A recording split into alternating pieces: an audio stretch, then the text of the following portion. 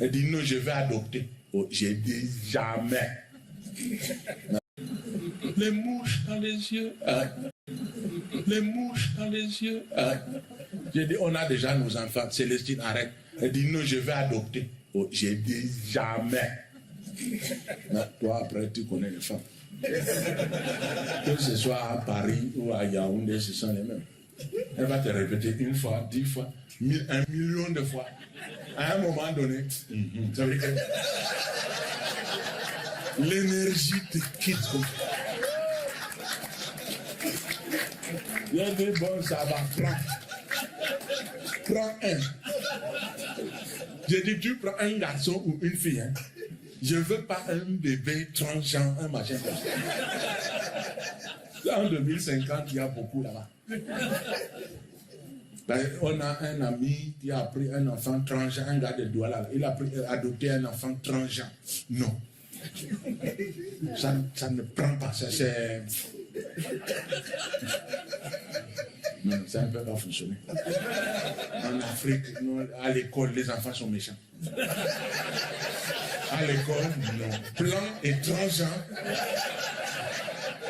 Mais ils ont bouffé ça, hein.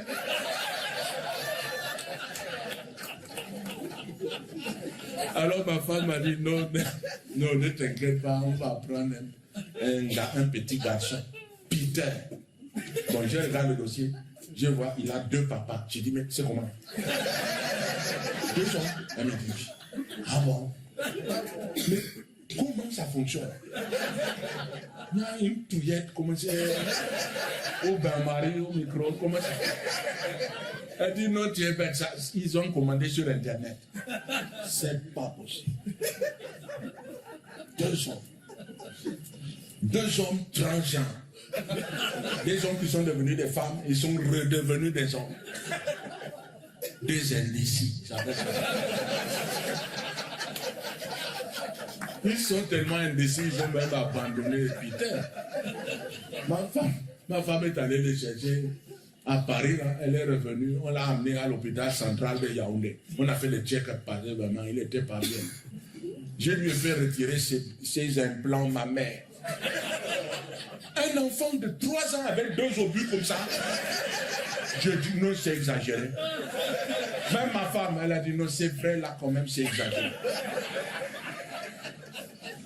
Sans option, il est bien comme ça. Après, il a eu une enfance tout à fait normale. Oui, c'est un enfant tout à fait... Il est content. À l'adolescence, il a commencé quand même à me faire le petit problème. Je dis, papa, quand même, je touche un peu plat. J'ai dit, mais non. Tu vas bronzer. Il m'a dit, non, quand je vais au soleil, j'y rouge. J'ai dit, c'est joli, le rouge. Mon petit chaperon. Il me dit, papa, arrête de te moquer, regarde ma tête. Je suis différent. J'ai dit, mais tu as 2 yeux, tu as 2 oreilles, tu as un nez. Il dit, oui, regarde mon nez. Il n'est pas comme vous. Il est pointu. Je dis pas tellement. Alors là, il s'est retourné. Il m'a piqué comme ça. 3 points de suture, hein. C'est quand il m'a mis son bout de bec là,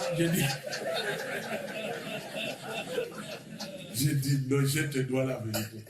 C'est vrai qu'on t'a adopté. Et c'est là il a dit, je savais. Et il a dit, donc je suis blanc. J'ai dit, tu es blanc. Tu es blanc, tu es blanc de blanc. Tu es du cristallin. Ça veut dire que...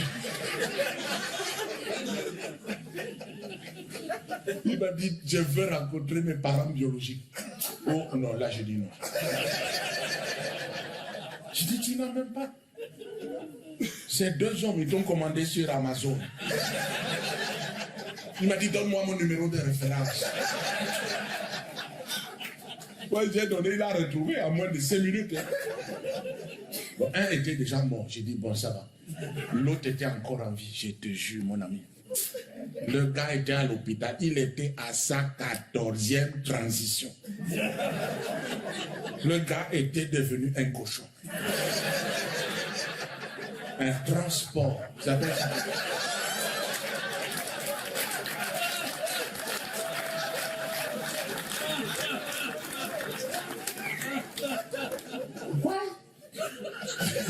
c'est pas possible. J'ai regardé la photo, j'ai dit, c'est pas possible. Mon fils a dit, papa, je dois aller voir le cochon. Je veux savoir pourquoi je suis arrivé dans ce monde. Il m'a dit, toi alors vraiment, vas-y. Alors il est allé voir le cochon. Peter, raconte quand tu as rencontré le cochon. Je suis arrivé à Paris, à l'hôpital Saint-Antoine, chambre 412. J'ai dit bonjour, monsieur le cochon. Je m'appelle Peter Kambi. Je viens du Cameroun. J'ai été adopté. C'est vous qui m'avez commandé sur Amazon. Il y a 20 ans. Je vous ai retrouvé. Je voulais savoir pourquoi vous m'avez commandé.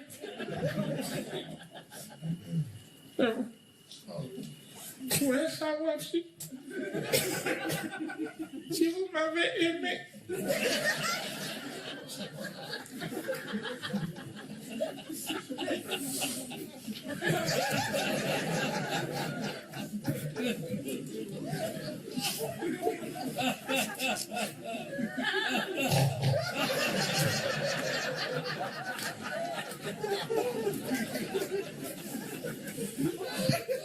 Tu te souviens, toi, Peter,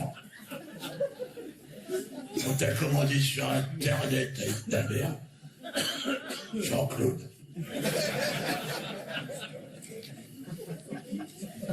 T'es une impulsion d'achat, ouais, ce que t'es. Je t'ai commandé en un clic. Quand t'as livré, je t'avais oublié. Tire-toi. Quand Peter est rentré au Cameroun, il avait changé. Il était dans sa chambre, il pleurait. Il grognait, on ne comprenait même pas. Il a écrit son livre, moi, Peter, fils de cochon, je crois qu'il a rejeté vraiment cette affaire de France, tout ça. Et il a rejeté ses origines. Hein, Peter? Non, pas du tout. Je suis fier d'être français. J'aime la culture française, la plus belle culture du monde. J'aime le peuple français. Mais je ne comprends pas qu'on soit passé de Jacques Brel à Bilal. Qu'est-ce qui s'est passé?